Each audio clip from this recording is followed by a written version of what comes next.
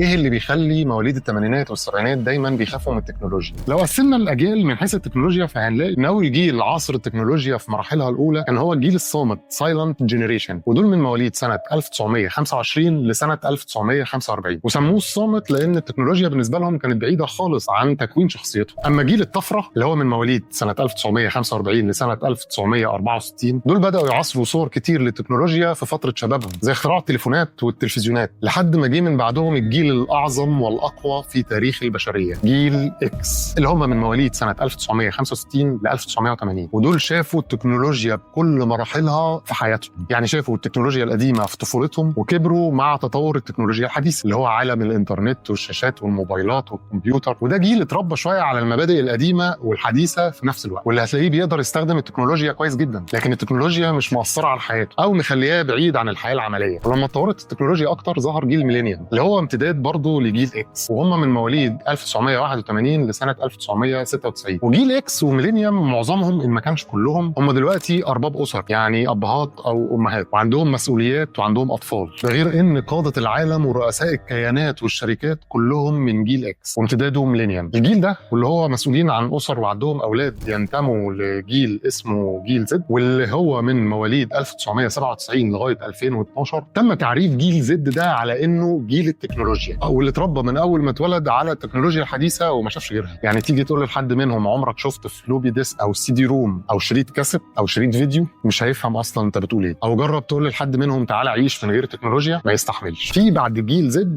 جيل الفا اللي هو مواليد 2013 لغايه دلوقتي، وده بقى قصه تانية خالص، بس لسه شخصيته ما اتشكلتش عشان نقدر نديله التعريف الصح بتاعه. لو رجعنا للجيل اكس ومشكلته مع التكنولوجيا، تخيل الجيل ده هو اللي شاف بدايه الكمبيوتر والانترنت وانتشار الموبايلات، وهو اللي شاف نوكيا وهي بتسيطر على سوق الموبايل في العالم، وكان بيتكلم على الديسكتوبات زي ما الناس دلوقتي بتتكلم على اجيال الموبايلات. يعني الناس دي شافت التكنولوجيا من تحت، فالمفروض يكون فاهم التكنولوجيا اكتر من اي جيل تاني. بس للاسف ناس كتير منهم بتخاف من التكنولوجيا. المشكله هنا ان الجيل ده عايش في مرحله وسط بين عالمين، عالم التكنولوجيا القديمه اللي كانوا عايشين فيه وعالم التكنولوجيا الحديثه اللي بيتغير بسرعه. ففي منهم كتير توقف عن تطوير نفسه ففضل على عالم التكنولوجيا القديمه اللي هو اتربى عليه. بالرغم ان الجيل ده مش بس المفروض يكون فاهم تكنولوجيا بس، ولكنه كمان قادر على استيعاب التغيرات السريعه، لانه مر بمراحل تطور تكنولوجيا رهيبه جدا محدش غيره عاشها. لو انت من جيل اكس ولسه عايش في الماضي وخايف من الحاضر، لازم تبص للمستقبل وتفهم ان التكنولوجيا مش حاجه بعيده عنك، انت بس مكسل ومجهد والزمن جه عليك كتير، لكن انت عقلك جواه مراحل وافكار وامكانيات اقوى بكتير من كل تخيلاتك. ما تنساش ان الجيل بتاعك دلوقتي هو اللي بيقود البشريه. فارجع اقرا واتعلم، لانك جيل اتعلمت صح